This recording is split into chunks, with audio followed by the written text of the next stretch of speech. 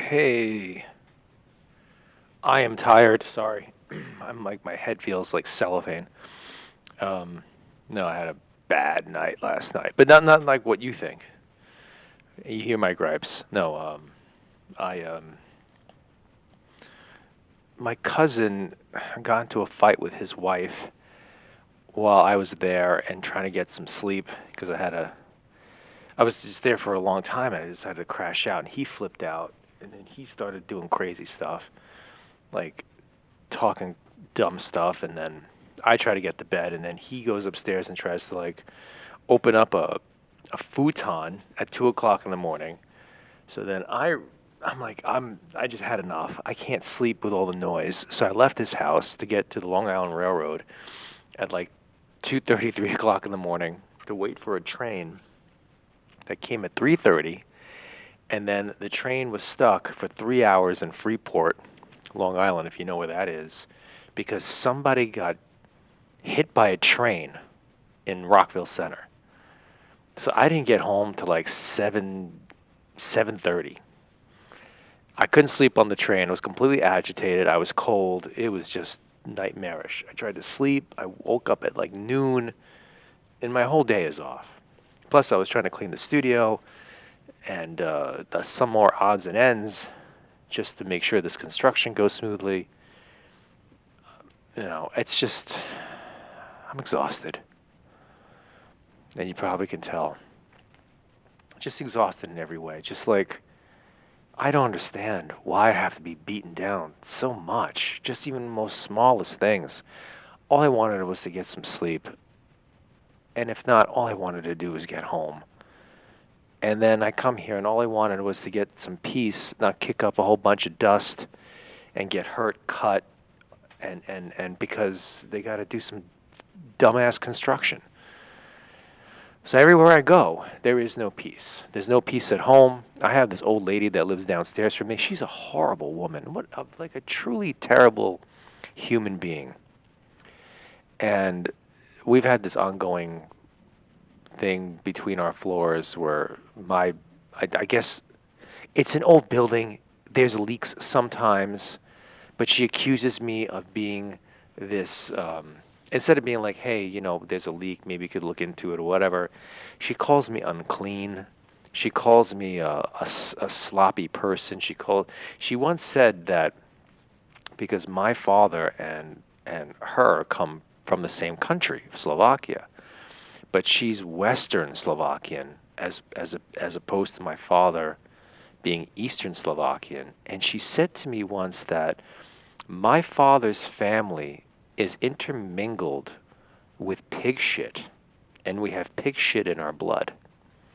This is the kind of stuff that like you get home and hear. It's not like, hey, how are you? How's it going? Well, they're not so well because there might be some problems. She's like, your family is intermingled with the with pig shit and mud. This is my life. This is like, I'm not even kidding you. No hello, no how are you. Old ladies are the worst people alive. Old ladies are awful, awful human beings because they look frail and they prey on your emotions, but they're vicious and violent creatures. Every time I see an old lady, I'm just like, no, don't even go for it. Don't even pretend. That abuelita has a freaking butterfly knife in her panties. Like don't mess with them. They're terrible. And it's been going on for years. This has been going on for many, many years. She is old. Why is she living in Queens? She's dressed like she's going to conquer Mount Everest. Go to Florida. She's on a pension. She could go to someplace warm and nice, not be in this freaking city with all its grime and crime and all this stuff. I don't know. I don't know why these people. If you're over 50, you should probably not live in New York City. Why? Go somewhere else. I'm even saying that for me. I'm not being ageist. It's just like, like I can't believe all these old people that still live here. Get the hell out of the way. I feel sorry. They're trying to get on the train. They're trying to go grocery shopping. They look like almost like Halloween skeletons trying to just get some groceries. It's just like, oh my God, they're picking through the garbage because Social Security's not making ends meet. It's just horrific. I don't know what, my mother always said that New York City was like a drug. And once you shoot it up your veins, it's hard to leave. And I agree, but come on, there's within reason. Like, what does she hope to accomplish? Like, the floor is always going to leak, no matter what, no matter how. I don't care if we cast the whole thing in iron.